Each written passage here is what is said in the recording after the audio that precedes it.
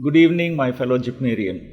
On the eve of the 76th Republic Day of the nation, I warmly set all my greetings to all of you.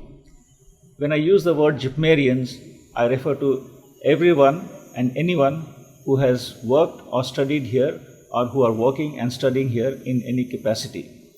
JIPMER, to my mind, reflects the true nature of the integrity and unity of the country. We have people from all walks of life. We have people from every state represented here, and they all work tirelessly to JIPMER in the forefront. But let me tell you one thing more.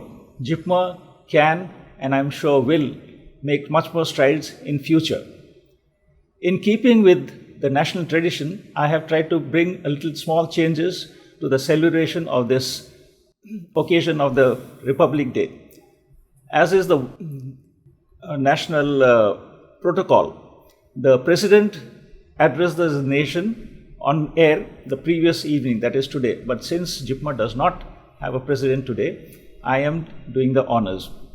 And then tomorrow, there will be no speeches, there will be only flag hoisting, followed by the usual revelries and other programs. So once again, on this occasion, I wish you all the best and thank you for being with me in this celebration. Jai Hind.